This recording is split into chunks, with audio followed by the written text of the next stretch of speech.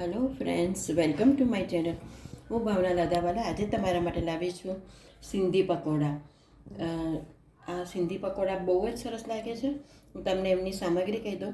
એક બાઉલ ડુંગળી સમારેલી છે ઝીણી.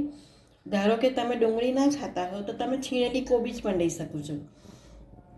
ધાણા સમારેલા એક બાઉલ ચણાનો લોટ, લીલા મરચાં સમારેલા, ચપટીક સોડા, મીઠું અને આ સૂકા ધાણા છે એને અધકચરા ક્રશ કરેલા છે, હિંગ અને આ બધો મસાલો. તો હવે આપણે રીત ચાલુ કરીએ. સૌથી પહેલાં ડુંગળી લેવાની છે. ડુંગળી, ધાણા, લીલા મરચાં, સૂકા ધાણા, મીઠું, હિંગ ચપટી અને મરચું, હળદર અને ધાણા જીરું, આ બધું નાખીને સહેજ મિક્સ કરી દેવાનું છે. અને હવે પછી એમાં ચણાનો લોટ નાખવાનો છે, જોઈએ એટલો. અને પછી થોડુંક પાણી લઈને એને ભજીયા જેવું ખીરું બનાવી દેવાનું છે.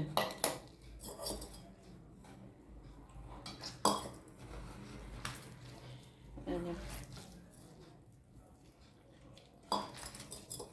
પછી ઉપરથી ચપટીક સોડા નાખવાના છે ખાવાના. હવે આ સરસ બરાબર મિક્સ થઈ જાય પછી હું તમને બતાડું. આ જુઓ, આ લોટને આવી રીતના સરસ મિક્સ કરી દેવાનો છે. અને હવે એને ગરમ તેલમાં ભજીયા બનાવી દેવાના છે. ભજીયા તમે થોડાક મોટા બનાવજો.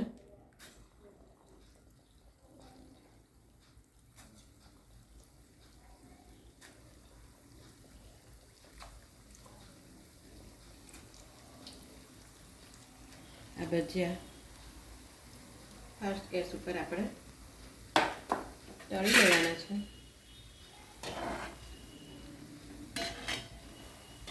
આ સહેજ તળાઈ જાય પછી હું તમને આગલી પ્રોસિજર કરું.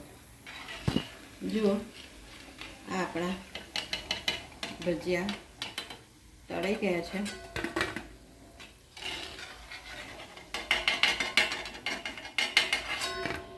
અને આ થોડાક ઠંડા પડે પછી હું તમને બીજી એની આગલી પ્રોસિજર કરું. બસ જો, હવે આ ભજીયા ઠંડા પડી ગયા છે. એના તમારે આવી રીતના નાના નાના 3 ટુકડા કરી દેવાના છે. અને પછી એને એકદમ ગરમ તેલમાં ફરી તળી લેવાના છે. આ કૂક થયેલા છે એટલે ગરમ તેલમાં સરસ આમ ક્રિસ્પી કરી લેવાના છે. આ 2-3 મિનિટ તળાય પછી હું તમને બતાડું. બસ જો, આ ફાસ્ટ ગેસ ઉપર સરસ તળાઈ ગયા છે.